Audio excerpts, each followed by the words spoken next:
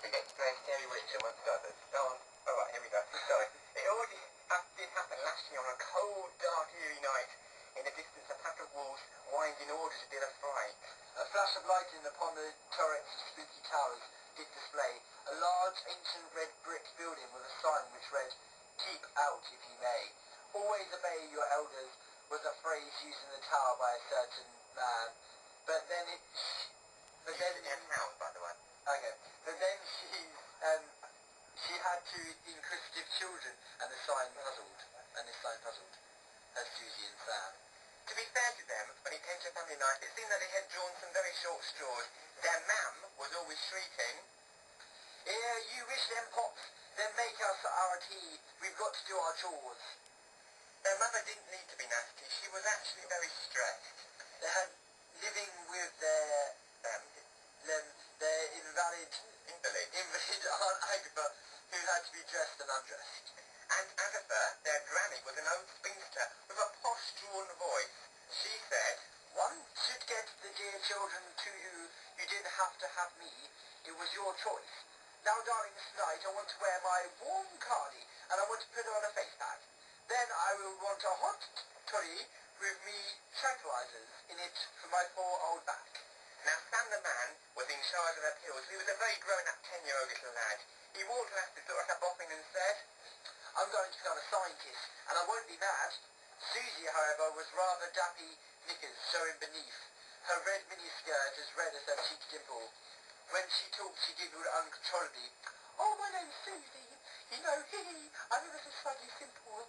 With old Auntie unconscious and Mum downing her alcohol, the pair returned to their beds, when out from the night sky through the bedroom windows, Scottish pipe music did reach their heads.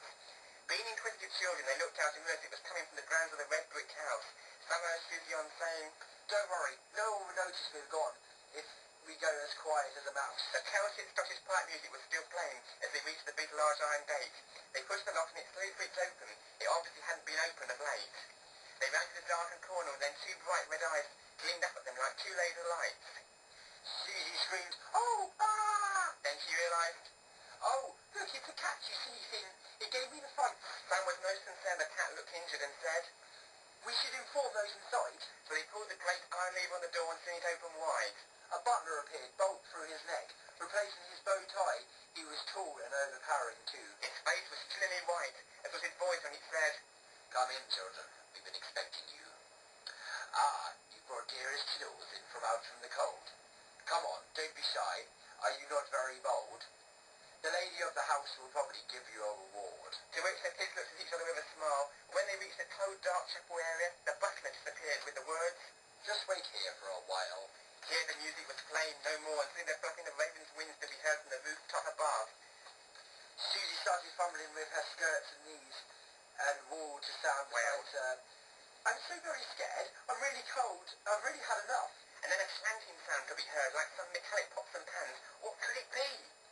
And then this figure wearing a knight's chainmail armor costume came down the stairs so slowly. It jerked about a few moves and raised its visor, but there was no head there. Instead, a robotic Dalek voice saying, "The Queen is where, the Queen is where." Suddenly the doors burst open and the Queen did arrive on the scene. But this wasn't the normal Night Queen, but this one looked so mean.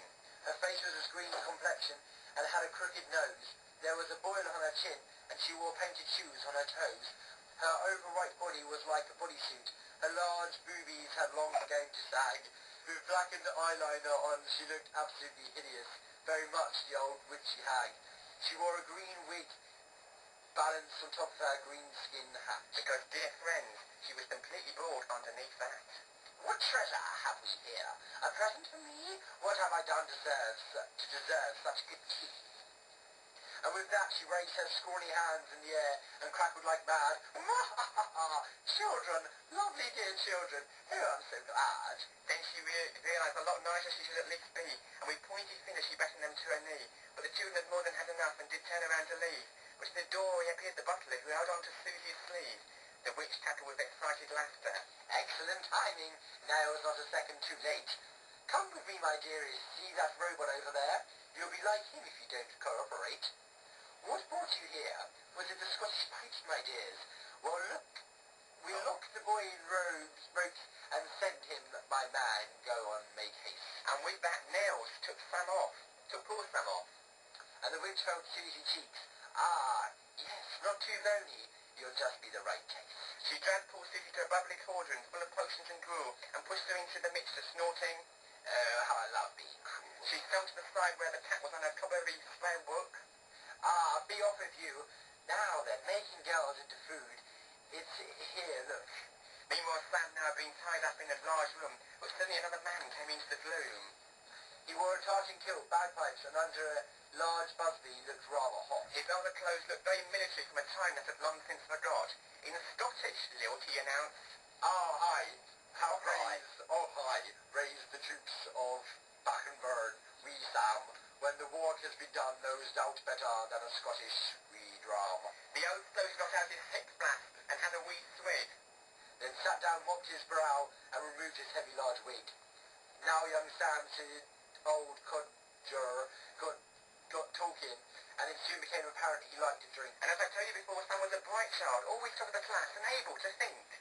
The old witch did not let the soldier have much drink in his belly, which swallowed a very small drop, and he soon was also merry. Sam to deal with him that he would let him have some of his Long's wine.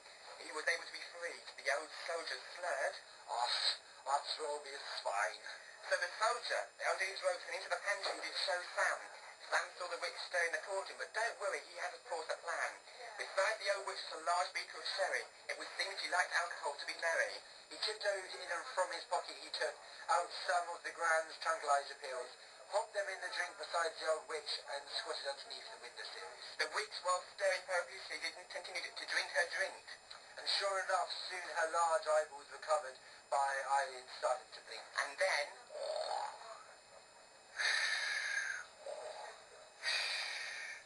yes, the witch had killed over to the floor. Sam rushed the mixture, pulled out Susie, and they were out the door. Much later, the stocksman entered, saw the prostrate witch, and took his chance, dragging her along the floor to the cauldron where he pushed her in. "Ah, rats, oh, who's that?" "That's you, and you're dying, see." "Ah, rats, you idiot. Get me out. Witches can't do temperatures. I'm thinking. But the stocksman drunkenly just did sing. Susie and Sam vowed never to run away again, no matter how bad life could be. But you just never know how much worse it is elsewhere in a world you can't see. However, Sam had a good kind heart, and did leave out bottles of drink for the old soldier inside their porch door bowl. And as for dear Susie, well, she said, "Oh, Sam, I'd marry you, but for you being my brother, you're my hero." And there we are, that's it. Well done, Luke. You did all those voices without knowing blind, I suppose you should say.